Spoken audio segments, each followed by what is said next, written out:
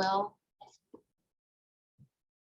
All right, welcome everybody to the Jackson Collaborative Network quarterly meeting. We are here to provide you with some updates and some information about our third quarter activities. So I'm Sherry Butters, manager with the Jackson Collaborative Network, and I'll be hosting us today and then helping facilitate through our agenda. We've got a number of staff with us today, so I wanted to give them a chance to just introduce themselves and tell you who they are within the network team. And while they're doing that, if all of our attendees could just put your name and organization, if you're with one, in the chat area, that will help us know who was here and also just give us a sense of who's in the room. So team, if you want to go ahead and introduce yourselves. I will jump in. I am Amy Forrest. Hi, everybody. Good to see all your smiling faces. I am a consultant with the Jackson Collaborative Network, and I'm excited to be here and share about all the happenings. Hello, everyone. I'm Sarah Williams. I'm also a collaborative network consultant here at JCN. Amy and I are power duo, usually. Hi, everyone. My name is Alexa Burgai, and I am the Data and Information Specialist for the Jackson Collaborative Network. Happy to be here. Thank you. We are missing one of our team members today. Tracy Fisher is our Communications and Community Relations Specialist. She did contribute to some of the slides that you'll see today, but I'll be covering those on her behalf. She was not able to be here, so. All right. We'll continue to type in the chat so we know that you're here, and welcome everybody. If you're just joining, please know that we are recording this session and we will make it available to folks after. So, right. So why are we here today? So these are our objectives for today. We are working to build awareness and understanding of what's been happening in the network, what's being accomplished, what are we learning, what's been happening to support partner-led efforts. And really just want to make time for us to give you updates on those things, but also provide opportunities for you to ask questions, get more information on things that are interesting. So we're also going to be using this as an opportunity for some shared learning. So really focusing in on our authentic engagement value and some new resources that are available. So that'll be our learning space today. And we'll have some discussion around those new tools.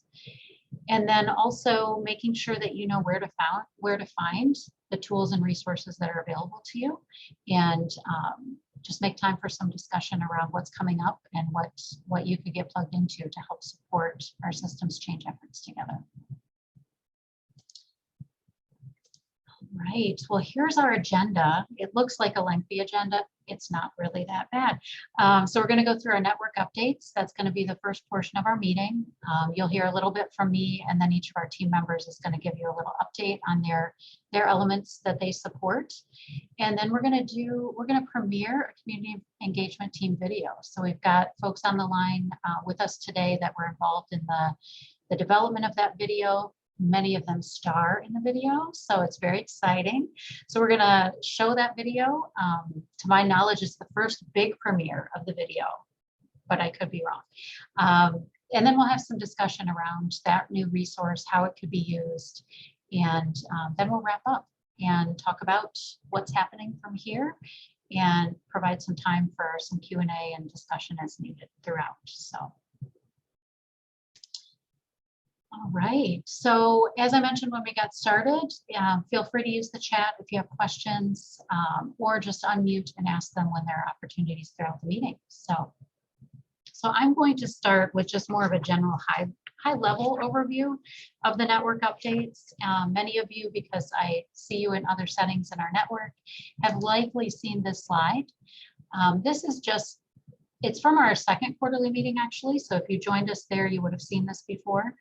But this is just designed to show our general purpose and direction as a collaborative network. So where are we headed? How are we going to get there? So you can see on the left our vision. This is our shared vision for change, our value proposition. So why do we as a network exist? You know, why do our partners support this infrastructure here in the community? And that value proposition is really what that's all about. And then we recently, maybe about 4 months ago or so, started working on goals for our network infrastructure and operations. And so these three main goals are where we're organizing our operational work. So as a staff team, as a network council, and really working toward these objectives, that partners are actively leading strategies that are making systems change happen in their organizations, that we're putting things in place that are helping us to measure progress and hold us accountable, and that we're also growing our network, that we're helping to bring new people into this collective impact space and helping support them to be successful in their efforts. And lastly, that we're making sure the resources are in place that support this collaborative work that we're all committed to. So on that note, I'm going to move on and let staff update you on the more exciting stuff. And many of you have been a part of these activities, but I think first up is Sarah to talk about our coaching and TA work. I think you're right. Hello, everyone again. I am Sarah. I've already introduced myself. I know many of your lovely faces. And this slide, really, these are just quick updates on what we've been doing. So I'll speak for like Amy and myself, the work that we've done with team support, of course. And also like a quick overview, and then also where the work is heading and how it's kind of morphing and evolving. So these are some of the offerings that we have as technical assistant people. Just also as a plug, these are all free services, including the coaching. We always just say that because we want to make it very clear. We're available for many things. So one of the things that we've done over the past quarter is host some collaborative conversations. And some of you have been to those. And it's a space where partners can come together to brainstorm around emerging issues. And this is, we held quite a few in like the middle of the year, beginning to middle of the year. It was really exciting to bring people together and have like partners kind of lead the conversation. Amy and I kind of played like a back seat role a little bit in those conversations, and a lot of like facilitating connections. Affinity groups, we'll talk a lot about in the next slide, but this is something that has kind of emerged from gathering people together around the same thing. This is where the action happens. It is where like activities and partnerships are strengthened and created, and we're aligning all of the strategies around network goals and objectives. And we're also we reference the action planning process a lot for good reason, but we use the action planning process and how we help partners align the work and also how to move it forward. We also have, I think maybe since the last quarterly update, this is new, I can't remember time, but the partner profiles is something also that many of you have entered in. This is really exciting. It's on our quick base, but there are easy ways to get to it, including on our website. There is a link where partners go and enter your name and your organization in 2 or 3 sentences of what you're doing in the community, what work you're doing. And it's a simple way for partners to connect with each other, to see what they're doing. There's a drop-down box for the different root causes you're working on.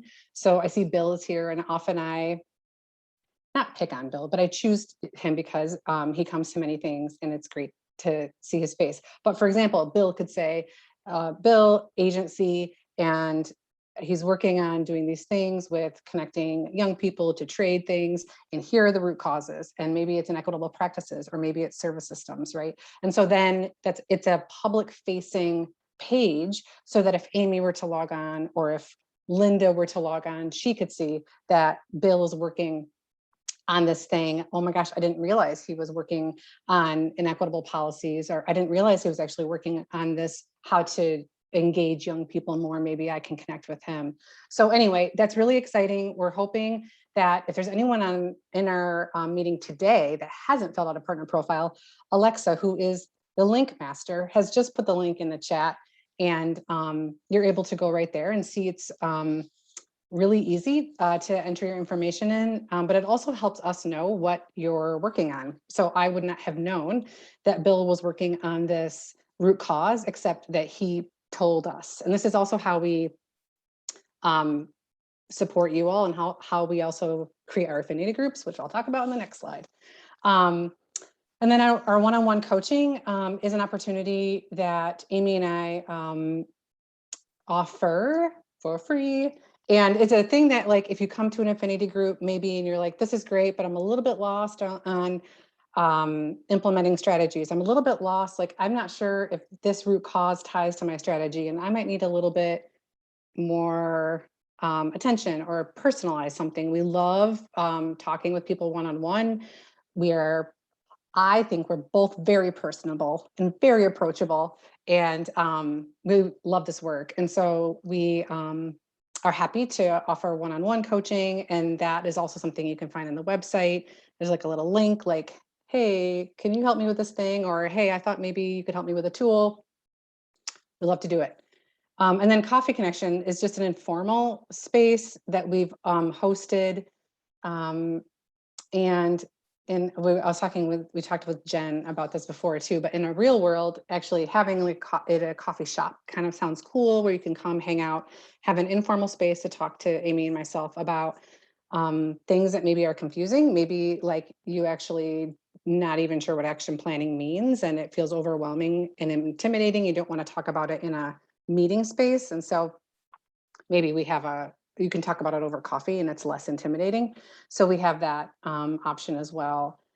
So just as a quick summary I'm trying to think, as we talk about the quarterly update and how the work is going, we really started strongly with collaborative conversations, had a lot of people attend. And as people started coming together, we started realizing that the need and what partners were saying would be more helpful is really gathering around root causes. So we have started to focus our work around the affinity groups, and hopefully you're all receiving emails that say things like coming up soon and all of that, but you will see more and more concentrated effort on that. We have some numbers. I think we have like 33-ish partner profiles.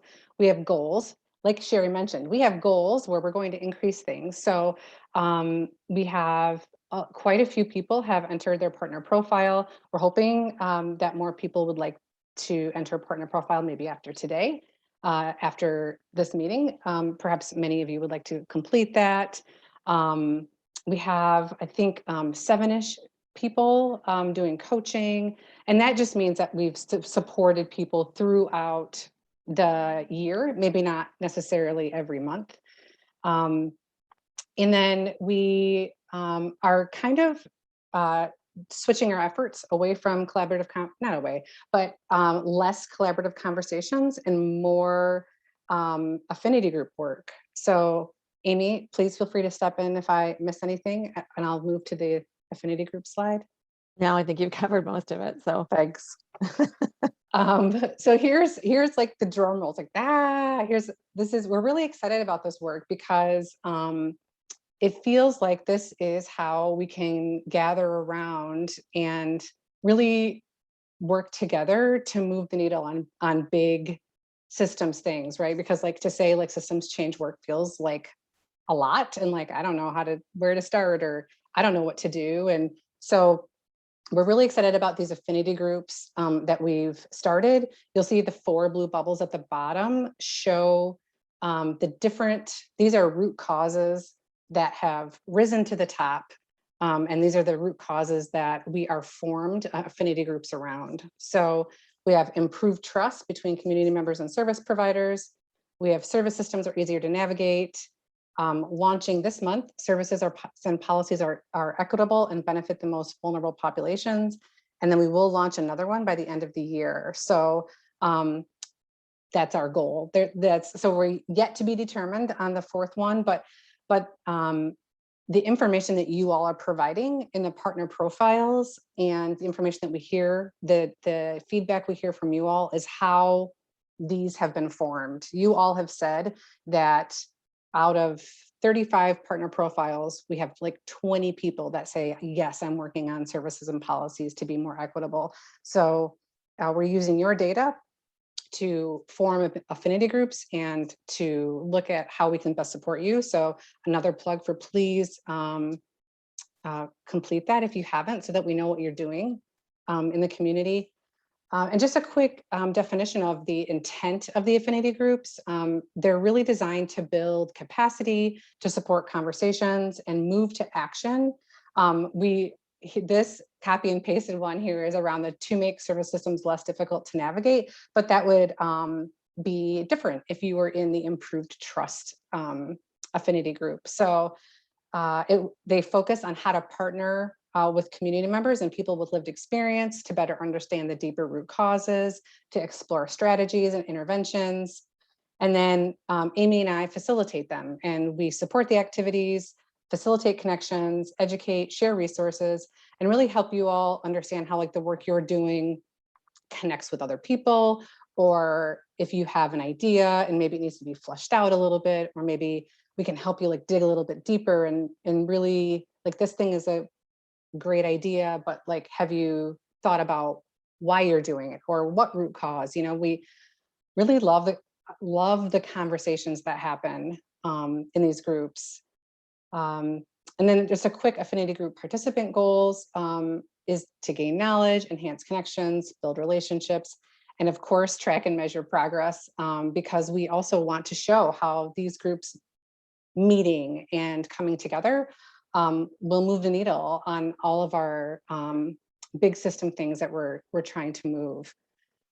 We put a link there also that is a link to the website for all the upcoming affinity group events. I think it might be later in the slides as well, but how to get plugged in to the groups. If you haven't come yet, we would love to see you. If you have come, please keep coming.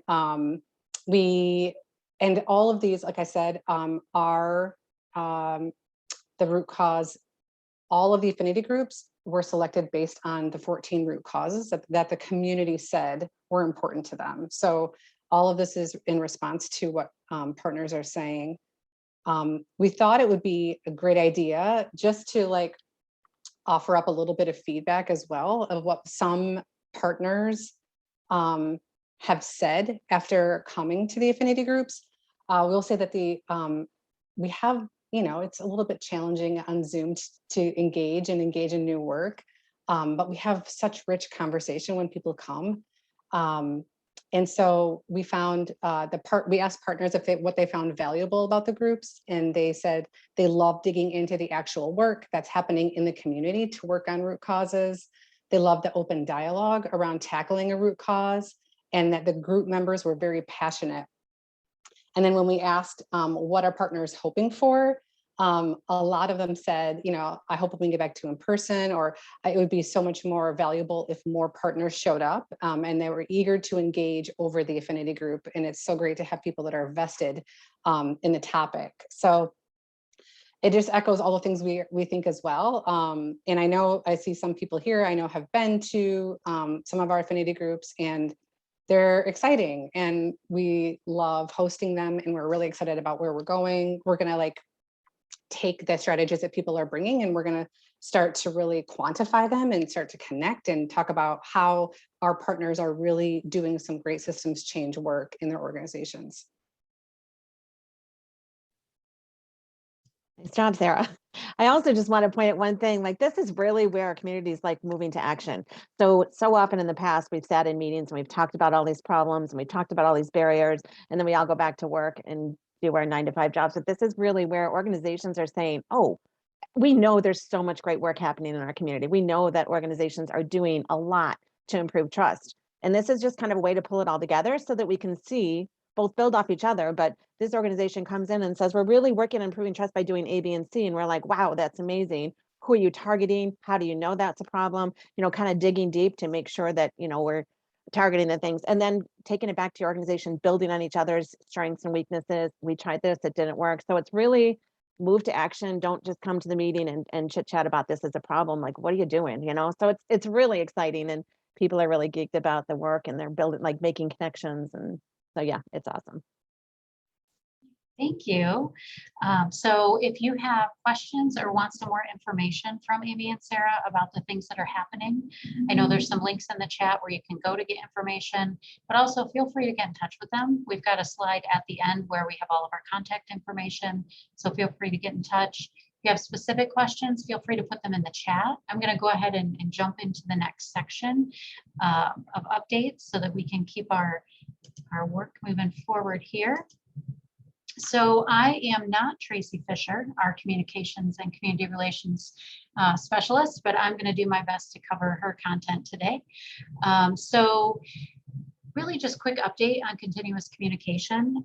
So continuous communication, for those of you that have been involved in collective impact for a while, it's one of the core elements of a successful collective impact structure.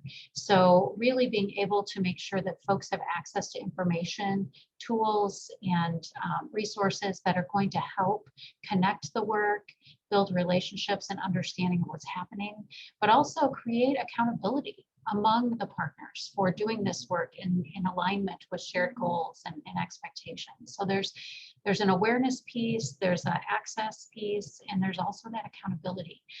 So it's important that we know what we're all working on together, where we're all headed together, and how we're going to get there, but also providing you with the tools you need to do the work you need to do. So much broader than your typical just communications and marketing type approach. So there are elements of this that overlap other areas that you'll hear staff talk about. So first and foremost, the e-newsletter continues to be, especially in this virtual environment, continues to be the primary way that we're getting information out to our partners.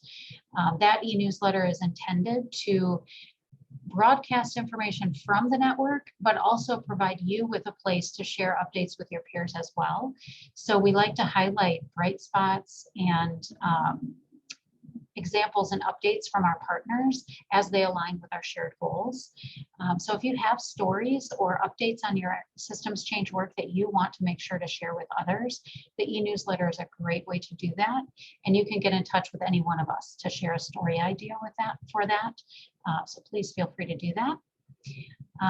Facebook followers continue to grow. So we have a Facebook page for the network, and we're looking at getting to about 200 followers by the end of the year. I know that feels small for those of you that have been at the social media game for quite some time, but we just started as a network getting into Facebook. So we are steadily growing, but we're hoping to really grow that reach quite a bit. The Facebook page we'd use for multiple reasons. You'll see that we share our e-newsletter through the Facebook page. That is, basically just to help us reach more individuals throughout our community, but also helping make sure that those that might have trouble accessing the e-news for firewall issues or anything like that can easily find it. You can always find the e-news on our website as well. Partner resources page. So that was a page that Sarah alluded to in her update, and I'm putting a link to it in the chat. So this partner resource page is designed to be just a quick place where you can go to have access to the things that you need. It gives you a quick entry into the partner profiles. It lets you quickly link to see other people's work, examples that are provided in other partners' profiles. It allows you to easily find the various resources and tools that are specific to our partners. So it's really just a quick and easy page for you to navigate to. I would recommend saving it as a bookmark on your computer because it's designed to serve your needs. So if you have feedback on that as well, if there's things you'd like to see there that you don't, please feel free to get in touch with us and we'll work with you on that. And then last but not least, planning is underway for an annual network event. So those of you that have been alongside us for the last several years, you'll know that previous to COVID, we held an annual event. We would bring partners together and have great conversations and planning sessions and reflect on our work together. We would have presentations and highlight different examples from our partners. We didn't get to do that last year. And I felt that absence of that event a lot, as I'm sure many of you did. So we are planning this year's event to take place in November. And that's about all we know at this point, but we're working on it. So there's a planning team that has been established to help lead the planning for that annual network event. Here's a list of those folks that are on that planning team. So we've got our staff team and then several network partners, and we'll be adding more people as the content gets more and more defined so that we're able to have the right content expertise on that team. We are going to be reaching out to you shortly, probably within the next week or so, to get some feedback and input from our network partners around what day should we be holding this event? Should it be a morning event, afternoon event? And what kind of format should we be thinking of? So many of our partners are back in the office providing in-person services. Many partners are not. So we just need to get a better understanding of what type of an event we should be offering, and also get your feedback and input on the content for the event. So you'll play a pivotal role in helping us define that content, and hope that you'll take time to provide input when you get that survey. So that is about all I have to share on Tracy's behalf. And clearly, I may not be able to answer all of the questions that you might have about our communications efforts. So if you do have questions, please put them in the chat. We'll answer what we can, and then come back to you with answers that we can't provide today. All right. On that note, I'm going to go ahead and hand it over to Alexa. She's going to update us on our shared measurement system work.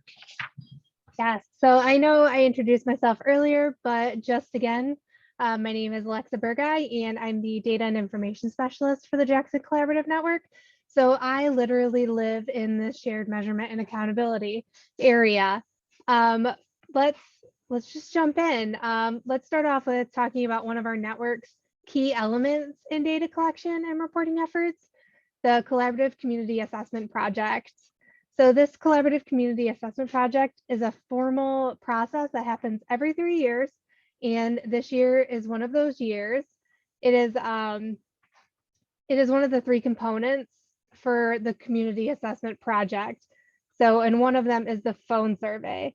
The phone survey is for randomly selected Jackson County residents, and it gathers data on social determinants of health in alignment with our shared measurement system framework.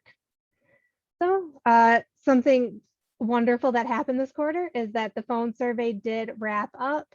And so we are now working on data analysis and are excited to share all of what we learned next quarter. So if you are just excited as I am about all things data, please keep an eye on your inbox. Moving on, we can talk about the shared measurement system work group. The shared measurement system framework is truly a base for everything that we do here at the Jackson Collaborative Network. And because of that, we have a standing work group with the purpose of supporting the design and maintenance of the shared measurement system. And it also helps with project management every 3 years for the Collaborative Community Assessment Project. An exciting thing right now is that the shared measurement system work group is really focused on a co-design process for a way to gather community qualitative data on progress made within our metrics and measures associated with the shared measurement system. So it's something new for the network. We'll be gathering a lot of community member data, specifically thoughts and opinions. So we're all excited for that. And hopefully at our annual meeting in November, we'll have a little bit more to share about that. Another update that happened this quarter is our monthly network reports. So these reports will just give everyone an update on our progress for our collective goals as a network, and you'll be able to access those on our network information hub via the library. Next slide, please. Thank you. Okay, so here is something that was extremely important this quarter is our comfortability survey. So this is part of an ongoing effort for us to keep up with the ever-changing times that we're in. We developed and implemented a comfortability survey back in July, and the survey gathered input from our network partners on their comfortability and attending in-person meetings and events. So not to overwhelm people, but I am going to talk just a few of the results. So we received 82 responses for this comfortability survey, and we found out that the majority of our network partners who responded are working in a hybrid model. So sometime in their office and then sometime in their home. And over half of the partners who took the survey stated they were either extremely or very comfortable with in-person meetings. So that's a good sign. I think we're all a little bit eager to get back and see some smiling faces in person. We do see a lot of comments throughout the survey that talk about how people are really wanting us to focus on the importance of following CDC guidelines, vaccines, social distancing, and ensuring proper space. So obviously we're going to continue to keep an eye on that comfortability. I think we'll be exploring some more throughout, and we'll be using some of this information to help guide our planning for future meetings.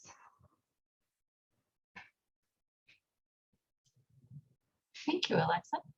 And I would just add, clearly we did the initial survey prior to the emergence of the Delta variant and current circumstances. So just like all of you that are trying to keep a finger on the pulse of what's happening, so are we, and trying to use that information so that we can adapt how we do what we do in ways that meet our partners' needs. So as you have feedback and input on in-person, not in-person, hybrid, all those types of things, we'd love to hear from you.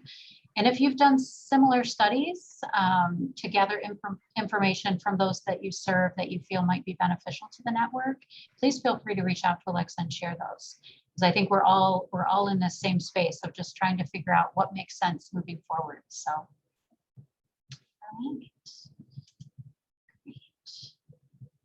right. Well, that concludes our network updates. We tried to intentionally keep them short. And also you'd probably notice, like, we all like to talk about the work that's happening. So feel free to get in touch with us. We'd love to share more if you're interested. So at this point in the meeting, we are shifting over to talk about exciting new stuff. And I am happy to be the one that gets to introduce this. This project has been a long time coming, and yeah, I'm just going to give a little bit of the network history of how this all kind of got started. And then I'm going to turn it over to the folks that actually made it happen. So I'll give some of the network history, and then Jen Ganzo and some of the folks that were involved in the development of the video and star in the video will actually take it from there. So many of you might recall that we had a community engagement team. Prior to 2020, we had a team that was working throughout 2018 and 2019 to really support the network to dig into its value of authentic engagement. We had the benefit of a short-term grant, the State Innovation Model Grant, that allowed us to kind of pop up this group of folks, bring together a team of committed individuals, provide them with some staffing support, and be able to lead efforts to develop tools and resources. This team worked tirelessly throughout 2018 and 2019 to do a lot of research. They looked at lots of other work happening in other communities. They did a lot of talking and listening to people in our community about authentic engagement and what community engagement really means, and what works and what doesn't, and what were people's experiences. And so there's a lot of work that happened in that community engagement team, and they were able to develop a toolkit, which ended up being it's a great tool. It's available on our website, but that was one of the deliverables from their work. And from there, they identified that additional tools were needed. And there was this idea of a video, and like, how do we actually bring these ideas to life and help people understand how to apply them? And so there was this great idea, and it just happened to fall into the timing of a community foundation grant round around collective impact, a collective impact grant round that was designed to support systems change efforts in the collective impact space. So all the stars aligned, and the community engagement team decided to submit a proposal. And those of you that were in that mix of things, I'm oversimplifying because I know none of this was as easy as I'm making it sound. So with the benefit of a grant opportunity, they submitted a proposal and actually had the opportunity to get some funding to support this. And so through all of their work, all of this was happening right about the time where our network was doing a lot of thinking and planning around the next network infrastructure. What would the network look like in 2020 and beyond? We had grants that were ending. We had positions that were ending. And so there was just this many things happening at the same time. Excuse the motorcycle outside. But all of that was happening at a time where COVID was on the horizon. We didn't know, but it was coming. And so great news coming in of a grant being received, and our community engagement team was actually on its final final stages of being a formal group. But so from there, lots of things happened, and I don't want to pretend that I know all of the work that it took to pick it up from the work that the community engagement team had done and really make it happen to what we'll see today. So I'm going to take my leave out of this conversation. I'm going to turn it over to Jen and her partners to talk about what happened with the video and what actually contributed to what you're going to see today. So Jen, I'm going to turn it over to you. Take it away. Thank you, Sherry. And thank you, everybody. Love seeing these faces, would love to be sitting in a room with you. I think everybody knows what kind of conversation and energy there is when we're all together versus staring at the screen. But nevertheless, I'm thankful for the opportunity to share the video with you. Sherry, that was a perfect kind of synopsis. That community engagement team, Amy, stop me if I'm wrong, but like 25 to 30 people consistently engaged at the table, going home, doing their homework, bright spots, tremendous conversation. We had a lot of fun. It was a lot of, it was just very real, all from our experiences, from the people that we work with and that we talk to every day, and just putting together some of these resources for the larger collaborative. I think the idea with the video out of the conversation with that group came to really address a different way to share the learning. So some people learn by reading and some people learn by seeing. And just the ability to put together a video that's just not typical, not a trifold pamphlet or booklet to flip pages through, but something to actually look at, listen to, and then discuss. And just maybe hear about it and generate some more thoughts and ideas from the people who are viewing it. So the community engagement team, as we were a large group, it was so much fun doing that work for those years, but the trusted advisors that I and the Great Start Collaborative work closely with in the community were all part of that team as well. And as the community engagement team was kind of wrapping up their work, we did have this grant. And there was a smaller group within the large that were so invested in this video, and we were just bound and determined to see it through. So, but then as those probably next 3 or 4 months imploded into COVID, we were just kind of cut off from each other, cut off from, everything we were trying to do and accomplish. And after a considerable amount of time, a few of us started chit-chatting about it again with the trusted advisors, and we reached out to 2 people who were really kind of invested in taking the lead. Maisha Jones and Ebony Worthy with United Way had really done a lot of work, initial work on it in community engagement. And we said, hey, is anybody kind of talking about maybe getting together and trying to make this happen? And it just wasn't coming together to be included in the work that Maisha and Ebony were doing. So we asked if the trusted advisors could take the project and kind of run with it with that with that same group that could contribute as they found they were able. And Maisha helped us make the connection with Dana, and we were able, Community Foundation removed all of the barriers. They helped us rewrite the grant and applied through the Great Start Collaborative and just made it happen. They really did reach out and make it happen. We had some information on a gentleman with Redwood Marketing who had made some videos locally around the census that we all found very engaging. And we reached out to him. He was so excited to do the work and got him involved right off the bat. He had such great ideas and great leadership.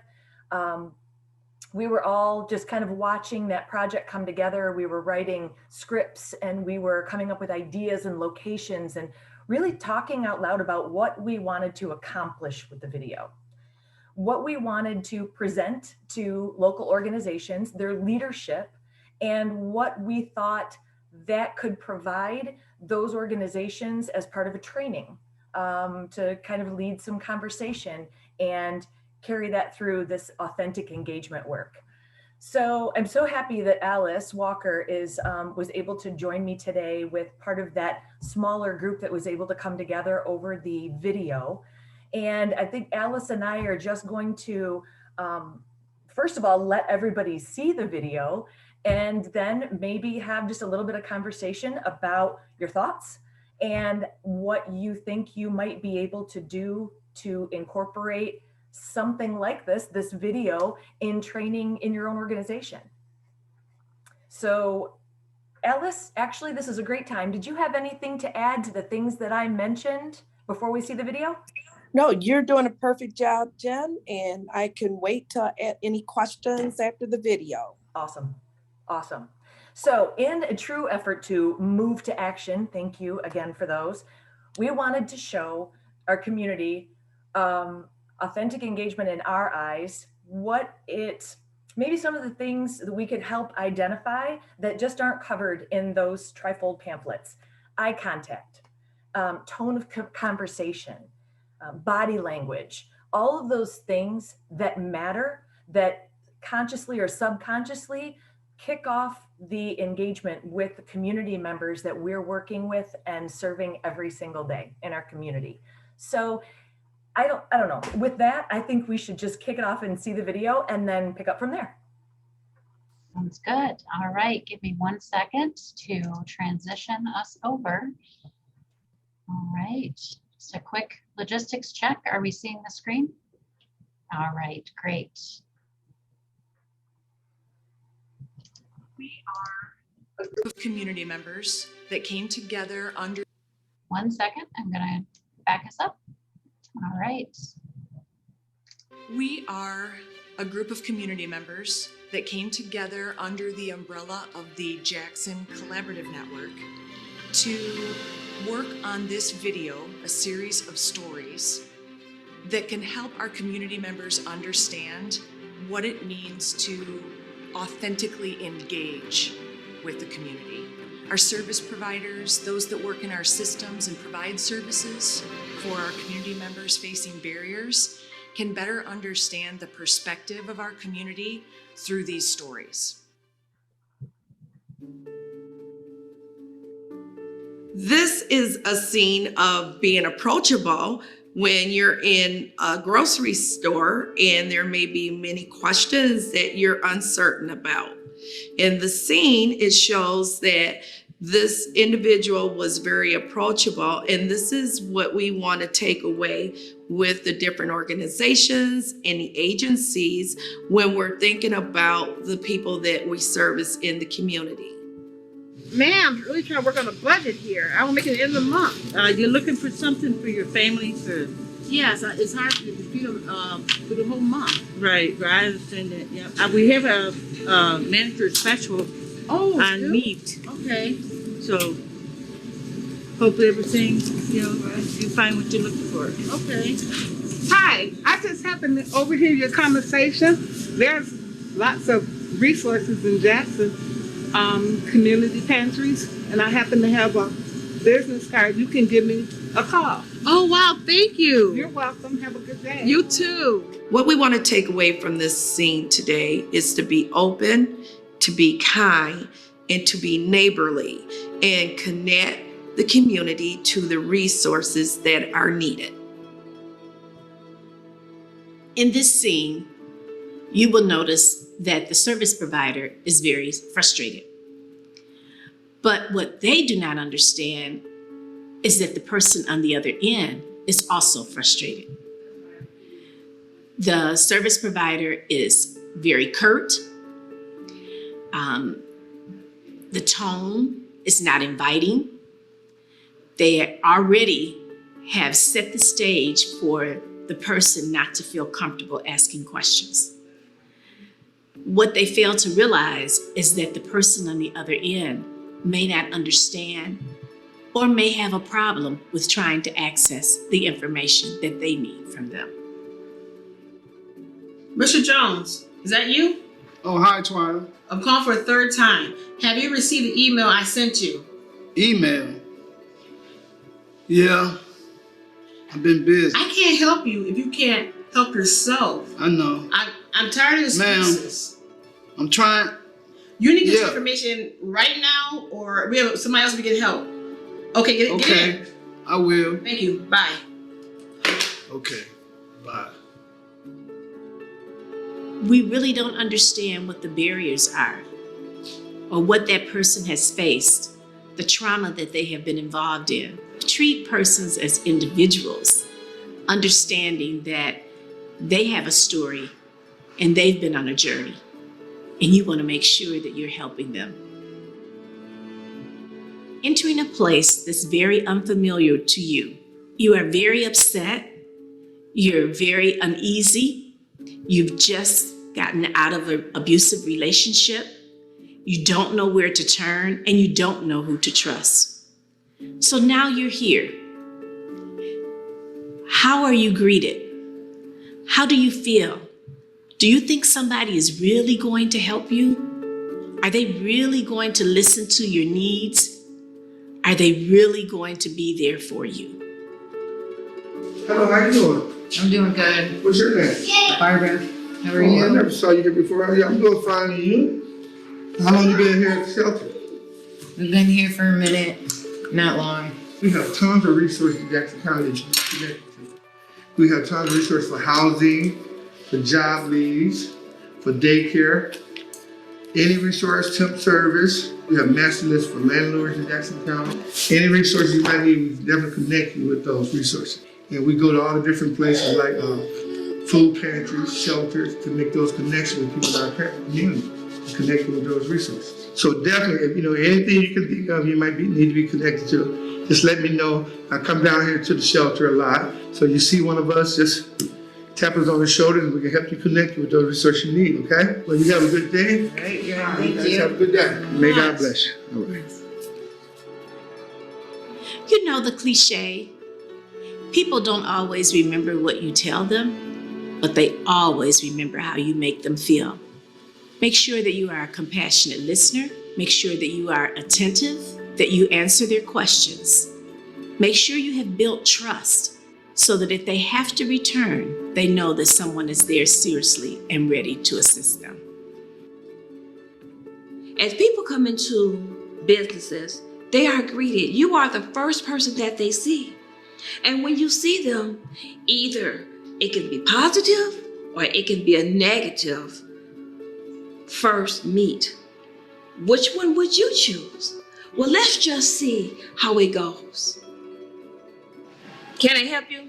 Hello. I was referred to come here to get help with my utility bill. Wait a minute. Yeah. Are you able to help me? This is where they told me to come.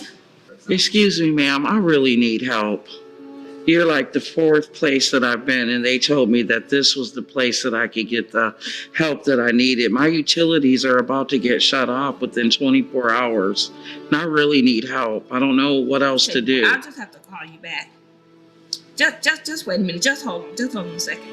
Are there any other places here that could help me if you can't? Well, Well, you came at the wrong time. We really don't have that kind of time today. I just don't know what to do. I have small children and my utilities are. I got a list here. I got a list that I could probably give you to find you some other help, because I can't help you today. Wait a second.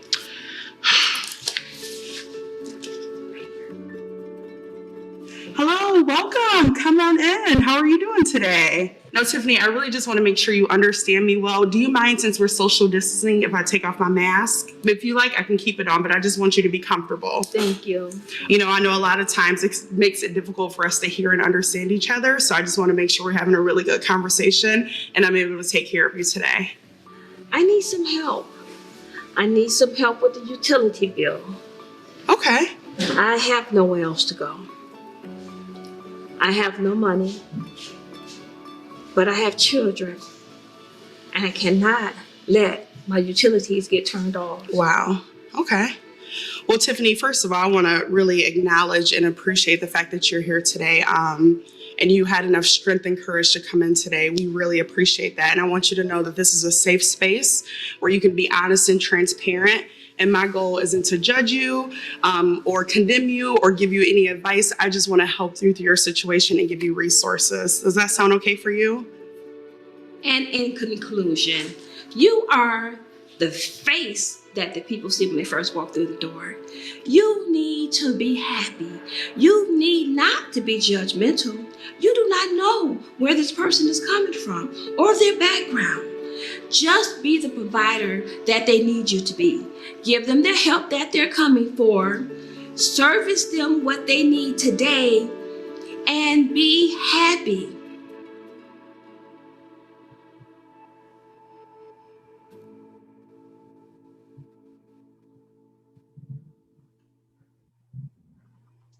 And just be happy. I can't think of a better way that this group was to take something like this and move it to action. And if this video maybe helps some of our organizations have a conversation around how they greet and treat clients, customers, community members that they serve, that will be exactly what we're hoping for. So yes, Sherry put up some points that we just wanted to talk about. See if anybody wanted to, well, we were almost there. Oh, We're I here. see where Sorry. you're going, Amy. I see where I you're know. going. I'm jumping in. Sorry, Jen. No. This is what's called a Padlet. I don't know if folks have used it before.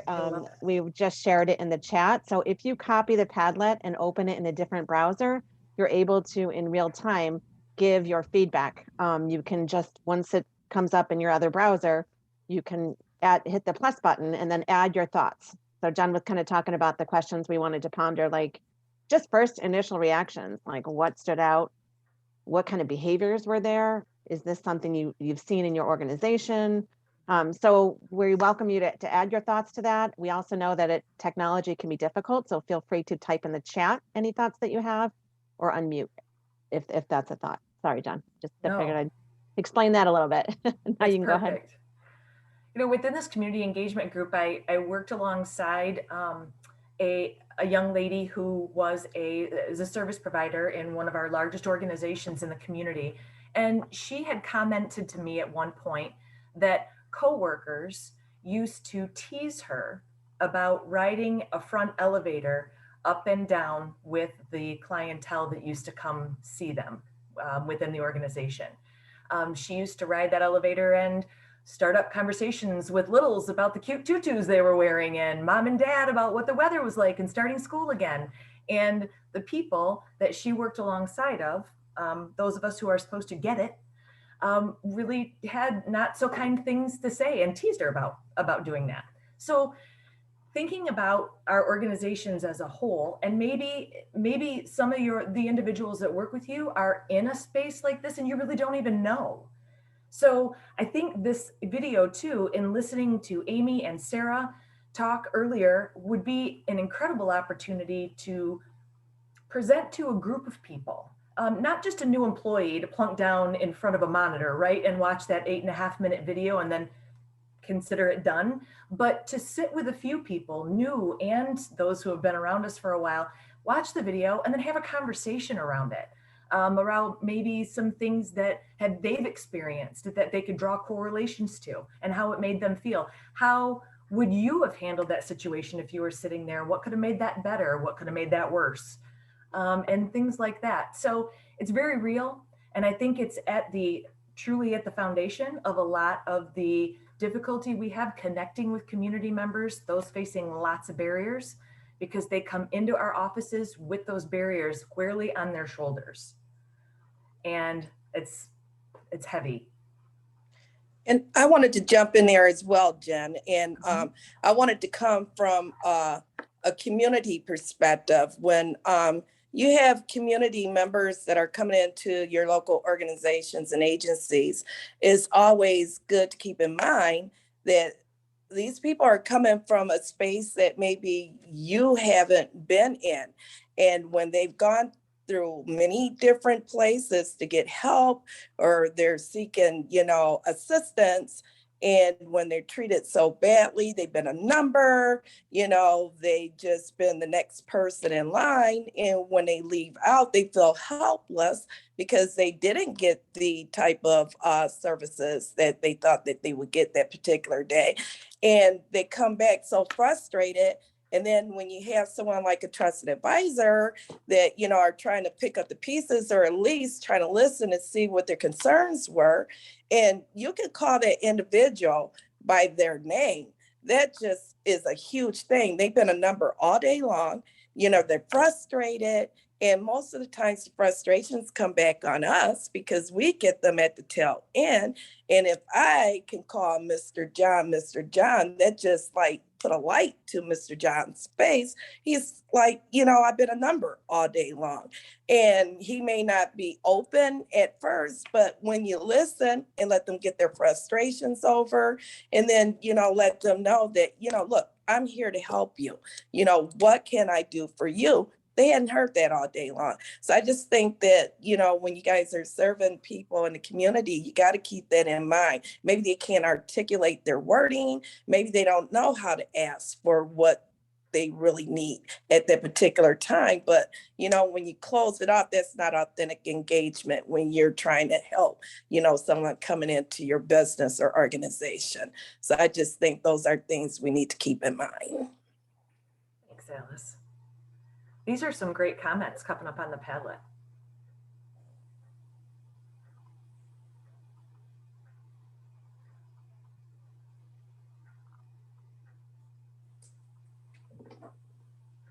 And if anyone is having any difficulty with the Padlet, feel free to unmute yourself and chime in or put it in the chat, and I can be a Padlet assistant. Sarah's the Padlet queen.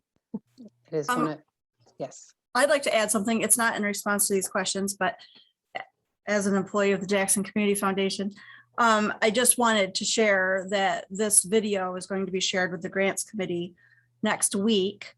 So, this was a grant that ended up with some extensions until it finally got done, and so excited it got done and very excited to share it with the Grants Committee. So I'm glad to see you're sharing it with the community today. And then, I guess just some ideas for how you think we should share this in the future, which I think is maybe part of the conversation today of other ways that this can be shared. Yes, Dana, you hit it off the top here. So the next slide, we're actually going to talk about how we can share it and ways to use it.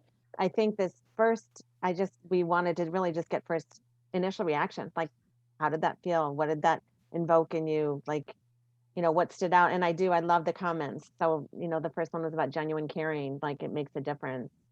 Empathy and kindness can have an impact on access to services. And we'll tie this in a little bit, but like we talk about how hard it is to access services, that's some of our affinity groups, and sometimes it's as simple as kindness, empathy, not remembering what you said, but how you made them feel. It is a powerful statement. People talked about kindness like that. These are the things that stood out for folks on this call. Reactions between empathy and compassion, dismissive versus and abrasive interactions. I love it. There's respect, tone, body language. How it made me feel when someone was rude versus kind. Does anyone have anything on initial standout that we missed kind of through this column? This is Terry Langston with the Center for Family Health. I think what we so often take for granted is simple knowing someone's name and saying their name appropriately. I work for the Center for Family Health, and you'd be amazed at how often that just makes a difference. That makes people feel cared and welcomed for by calling them by their name instead of saying patient or some other name that's not really theirs. Couldn't agree with you more, Terry. So many times the way to get through to someone, to start and initiate a conversation, to help them feel welcome and comfortable, may begin with their name. It may begin with that cute little sparkly backpack their daughter's carrying. It may begin with something along those lines. It's just hard to remember. We're busy and we have so many places to be and so many people to talk to and so many things to get to. And unfortunately, that's probably one of the first feelings that comes across a lot of times when we're trying to help everyone.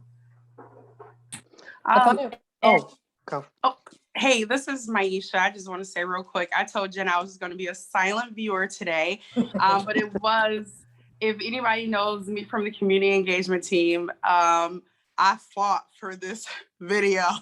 I wanted a video so bad. It's just a way to engage people. And I just really want to give a huge shout out to Jen and her team, because the community engagement team had really just been, I don't want to say dismantled. That sounds like a really strong word to put, but our time, we achieved the goals that we wanted to achieve. And with the network changing, we just didn't have the capacity to really push this project forward as much as we were passionate about. And Jen and her team stepped up in a way that was just profound and continued the mission and the vision of the engagement team. And we're really the perfect group of people as boots on the grounds, handling and dealing directly with our community members to do this work. And they did a fantastic job. I just want to say to our partners, these group of people on this call, they have expertise in engaging with community members. They do. But let's not let that feel overwhelming for those of us who are in a more professional role where we don't have that experience with community connections and whatnot. This is an outline that we can use to make our own, so that we're checking in with ourselves to ensure we're having those authentic conversations. And we know you don't talk like everybody in this video. We know you don't act like them. You don't have to try to be like them. Just be the authentic version of yourself, where you're connecting and being a part of making that experience for that person great. And it may look different than in this video, but use the same concept and the same takeaways. People can tell when you're faking it, so you don't have to start faking it and changing your tone or be like, yeah, what's up, man? No, just be you, but just connect with them on a level that works for them. But again, we appreciate Jen and her team for this. And I hope this video becomes a standard for us when we're talking about engagement as a first step. Let's first look at this video, then let's talk about it, then let's get into all the other tools and resources that we can use. So thank you. Thanks, Maisha. I love that. I mean, I'm glad you interrupted me, because I'll just piggyback off your comment of what I was going to say. And really, like, when I was watching the video and even thinking about the work that I do in the network, I don't really have a boots on the ground role, right? We're up here and hanging out with people who are doing things on the ground. But just hearing the examples and watching the scenes really just struck me as we talk all the time about, do you act as if everyone has the same value? And I feel like when you are a service provider and a client, or my previous role, I was a project manager and I had people, right? Do you see people as equal? Do you see people that have equal value? If someone comes to you and says hey, I'm having my utilities shut off, do you see that person as equal to you, right? So I don't know, I thought that was great. And I could see absolutely how it could relate to people in different roles. And I think that we can, right, like take this as a tool and use it as an example for even for people that are not doing direct service work. I love it. I'm going to jump in a little bit and just kind of go through the second column because I want to make sure people's comments were acknowledged. So we're just talking about the kind of behaviors, right? So there are lots of key takeaways about how to, posture yourself when you're interacting with folks. And someone said active listening, patience, and tone, giving time to listen, giving full attention, that eye contact, that name calling. Gentleman in the second scene gave up because the way he was treated. Like, how often does that happen in our community? We know that, we see it. Tone of voice was so important. Behavior, rudeness, not ready to serve the clientele, attitude, body language. We get impatient. We all, we're crazy busy, but that could impact clients super negatively. So that's a lot of the behaviors that you guys noticed. And then kind of just looking inward, like we all are part of organizations, and it's really important that we reflect on our own organizations. For sure, we're our biggest organizations cheerleaders, and we want to make sure that we are promoting our organizations. But the humbleness, it takes being humbled and really looking at the interactions that your clients are receiving. It's not easy. You want to say, well, we do this and we do this. That's like everyone's initial thought is, we do a good job. We have these things. We train our people. But like, stop and take a minute. Like, go down and hang out in your lobby, like Jen said, ride the elevator, find out what kind of interactions they're having, and really take a minute to look at that. So in this column, somebody acknowledged, well, I'm going too fast. Phone voice, body language, micro expressions, those are huge. On Zoom, gathering details, being patient while doing so. Creating a safe, comfortable space, something that's comfortable for them. Doesn't have to be fancy, doesn't have to be new chairs, safe and comfortable. Inclusive processes, thanking them for participating, sharing and coming to us for help, offering as much support as can be provided. Dismissive of lack of interest in helping. I mean, we've seen it. We've seen it in other organizations. We got to start seeing it in our own organizations so that we can really affect changes.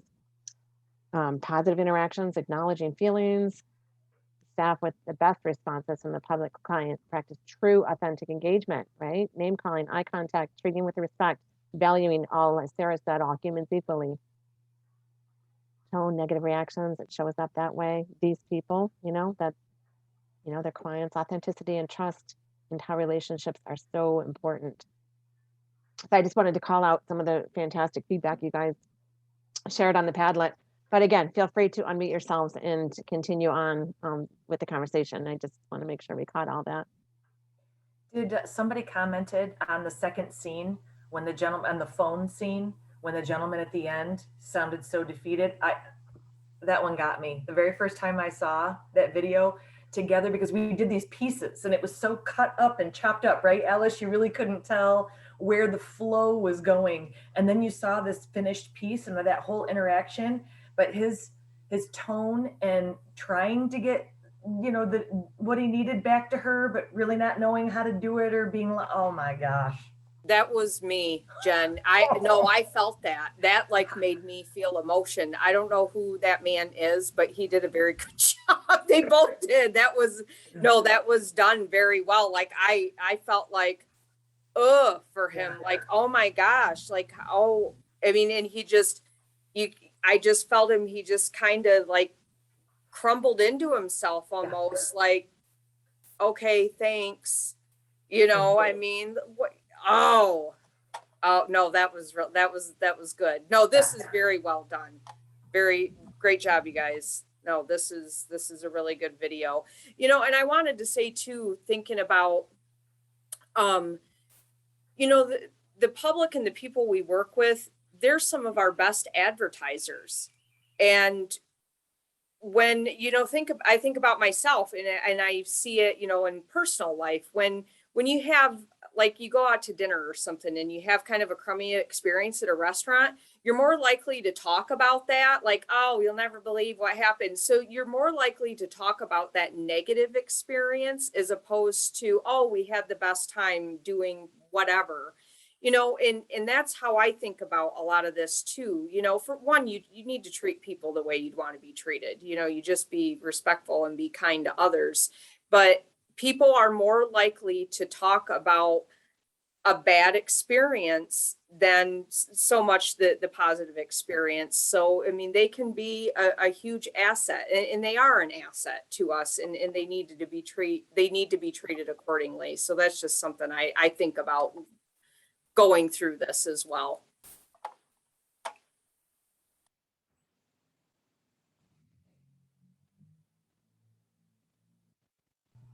And I know in that phone conversation, Twyla was at the other end of the line. And I've been in this place myself. I have 72 more phone calls to make. I have got to get this grant spent by next Tuesday. I have got to, I need to help these people. I'm feeling, you know what I mean? So yes, and I'm sorry. And what more do you need from me? Get it. There are obviously two sides to all of this, but being able to see the other perspective and hear it and feel that, with the video, I hope that that others are able to take that into a discussion within their own groups and their own organizations, and let some of your people, some of your boots on the ground say, I had an experience like that and he made me feel terrible and I couldn't even go back to talking to him. Yeah. And that's real too. Jen, I'm so glad that you said that, because I just wanted to also say, like, when you think about the two sides, and I have been on the end too, right, of like, my plate is too full, I'm at my last string, all those things. And so, like, my thought also then goes to, well, how can organizations then support me if I am a caseworker, whatever my role is, if I'm a provider, and if this is an empathetic organization and we want to best support our people, we should also best support our employees. So maybe there's a new policy that says, actually, from now on, case managers should have no more than like 20 cases so that we can actually have time, and my mental health is great so that I can help you. And anyway, I know that's like a thing and a thing, but I feel like it's all connected. And that's also, if we have supportive policies in place and if we have supportive decision makers in place, and I feel like it all trickles down too. I was going much the same way, Sarah, when I was watching the video, and even when we were having our planning conversation to prep for today, really thinking about what is at the root of the behaviors that we're seeing within our organizations, as you spend time, like Amy said, in your lobbies, and where folks are interacting with staff and service providers. What is contributing? What is kind of at the root of how those behaviors are being shaped and formed? Because we all wake up in the morning and none of us wake up and say, you know what, I'm going to treat other humans terribly today. Like there are things that happen to us and around us and part of our environment that contribute to those behaviors that show up. So for me, as I was thinking about, and I took things back and threw a question up for us to think about, but as I thought about, like, how would you actually begin taking action to change things? And I think it goes back to our network frameworks and concepts of really needing to understand why. Why is this happening? Why is it happening, and what can we do about why it's happening to actually change and shift the outcomes? So anyway, that was where my thoughts were. Is like, it left me wondering, like, oh, I wonder, to coin some of our ACEs training that we've all received, hopefully, I wonder what happened to them. Not the person seeking services, but the folks at that service provider level. Like, wow, I wonder what happened that had them in that place that day, or even that week, who knows? Sherry, over the years, with the trusted advisors and with Great Start, I've heard from so many people and families, we don't even know this, but sometimes our buildings make people anxious walking up to the front door. Some of the services and business that happens inside the buildings at multiple levels, it's already kicks people off in the wrong direction.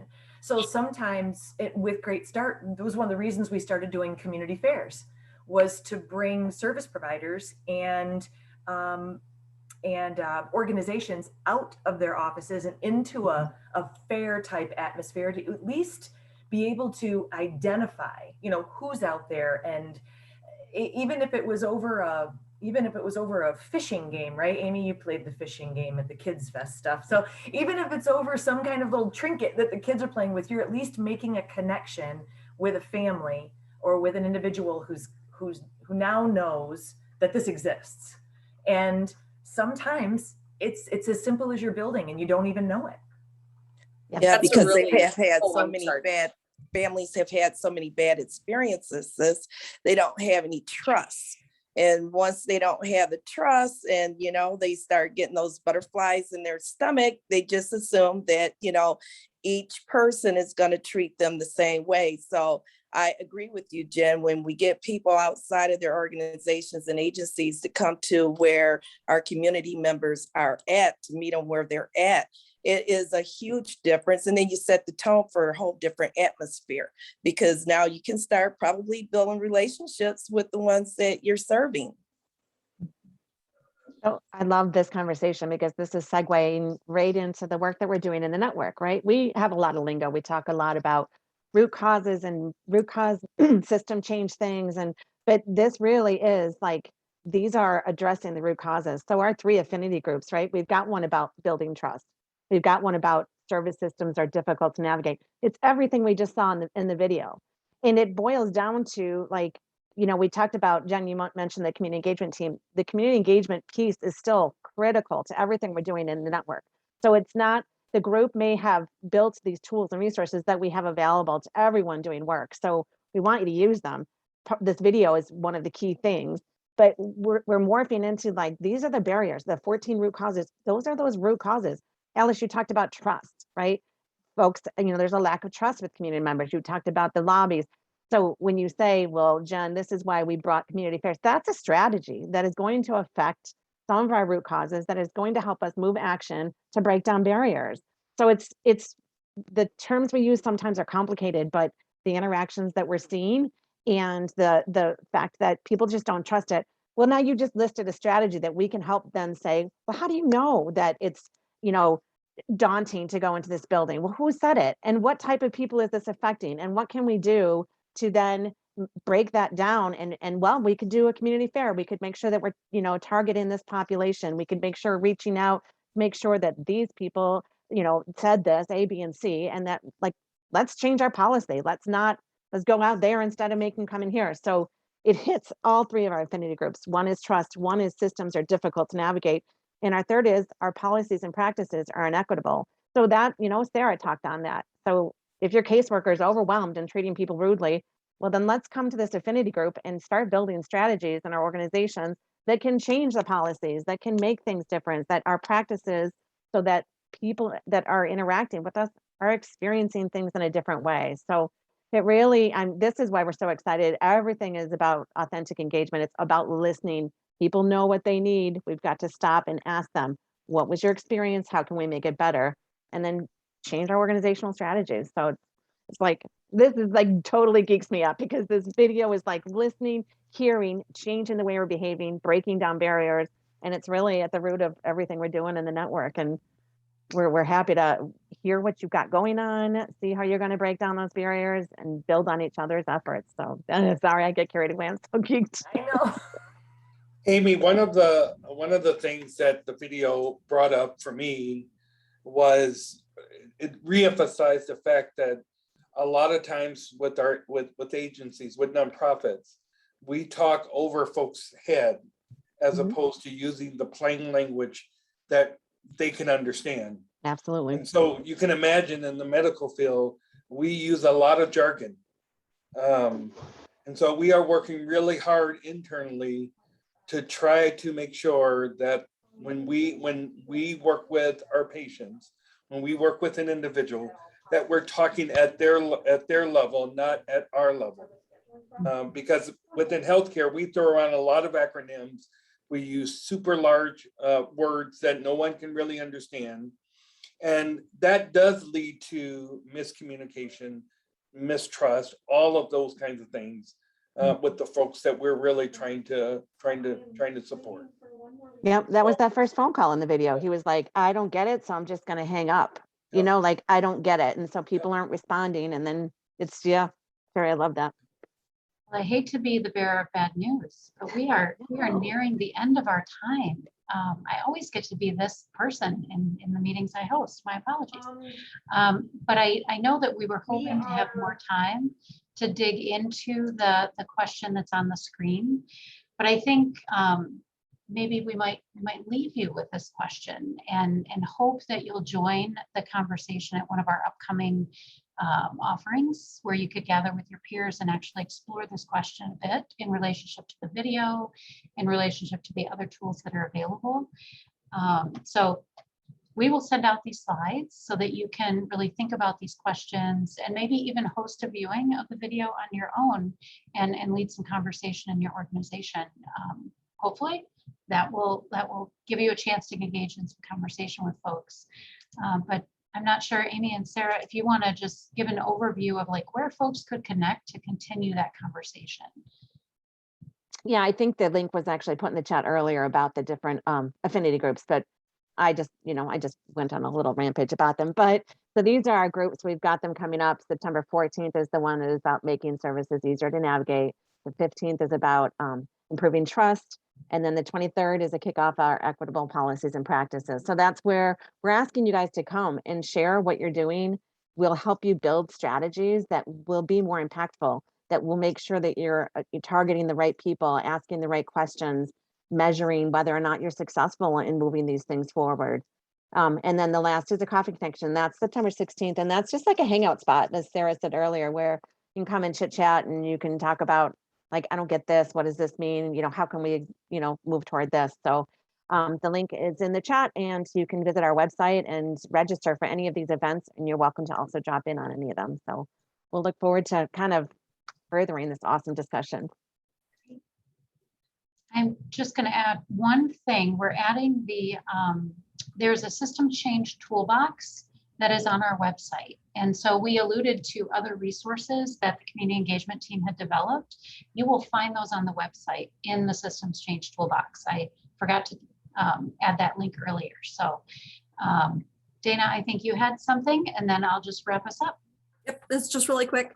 Jackson Community Foundation right now has a Tackling Systemic Racism grant round that's been announced. That grant round is actually built, if you could go back a slide, is actually built, or forward a slide. That one. Yeah. The grant round is actually built around these 3 root causes, if they're the root causes of systemic racism in Jackson County. And if you are in your affinity groups and you're coming up with strategies and ideas, you might come up with something that fits that grant round. The deadline is October 11th, and there is a ton of information on our website, Jackson Community Foundation. Thank you, Sherry. So much. Thank you. And I would just offer too, if you've heard something today, you're interested in learning more, but you're not quite ready to jump into a group, maybe it doesn't feel comfortable just yet, reach out to a member of the team. Amy and Sarah are completely open to having those one-on-one conversations and just really meeting you where you're at. So it isn't a big formal thing. Just reach out and say, hey, I'd like to talk to you about this thing, or I'm wondering about this.